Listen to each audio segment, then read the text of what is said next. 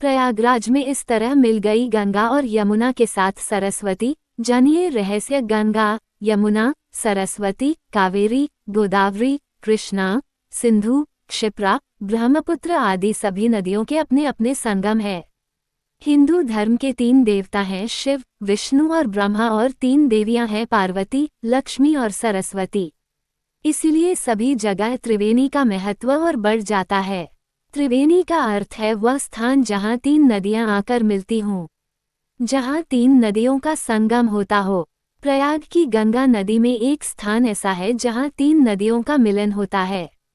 संगम और त्रिवेणी वस्तुतः एक ही स्थान है जहां गंगा, यमुना, सरस्वती का संगम होता है।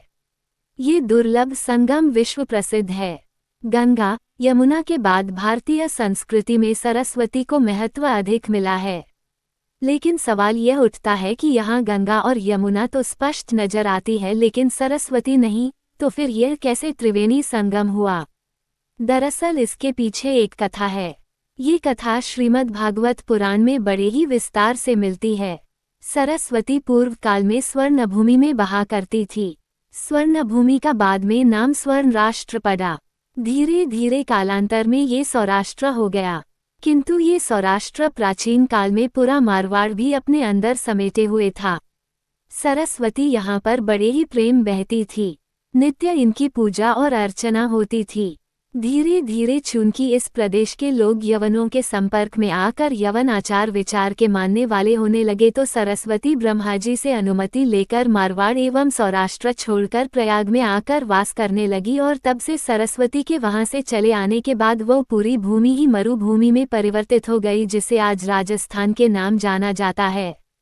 ऋग्वेद में सरस्वती का अन्नवती तथा उद्गवती के रूप में वर्णन आया है।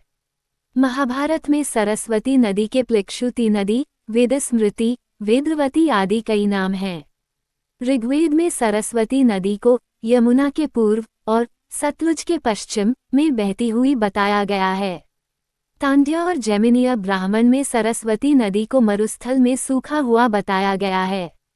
महाभारत में सरस्वती नदी के मरुस्थल में विनाशन नामक जगह पर विलुप्त होने का वर्णन है। इसी नदी के किनारे ब्रह्मावर्त था, कुरुक्षेत्र था, लेकिन आज वहां जलाशय है।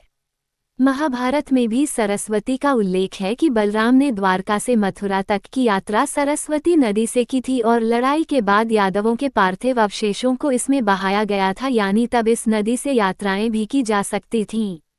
कैसे गंगा में मिली सरस्वती? वैदिक काल में एक और नदी दृशद्वती का वर्णन भी आता है। ये सरस्वती नदी की सहायक नदी थी। ये भी हरियाणा से होकर बहती थी। कालांतर में जब भीषण भूकंप आए और हरियाणा तथा राजस्थान की धरती के नीचे पहाड़ ऊपर उठे, तो नदियों के बहाव की दिशा बदल गई। एक और जहां सरस्वती लुप्त हो गई, वहीं दृशद्वती के बहाव की दिशा बदल गई। इस दृशद्वती को ही आज यमुना कहा जाता है। इसका इतिहास 4000 वर्ष पूर्व माना जाता है।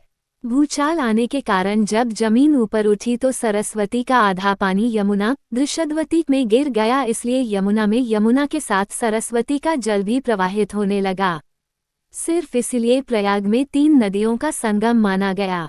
महाभारत शल्य पर्व में सरस्वती नामक 7 नदियों का उल्लेख किया गया है।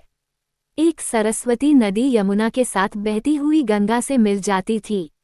ब्रजमंडल की अनुश्रुति के अनुसार एक सरस्वती नदी प्राचीन हरियाणा राज्य से ब्रज में आती थी और मथुरा के निकट अंबिका वन में बहकर गोकर्णेश्वर महादेव के समीपवर्ती उस स्थल पर यमुना नदी में मिलती थी, जिसे सरस्वती संगम घाट कहा जाता है।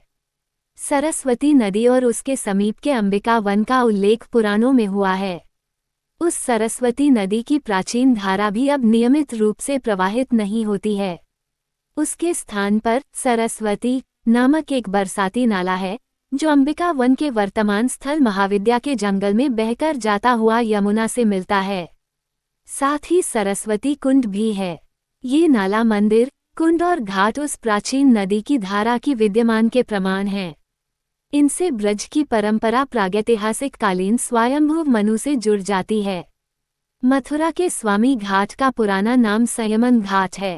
Please like, share and subscribe करें। धन्यवाद।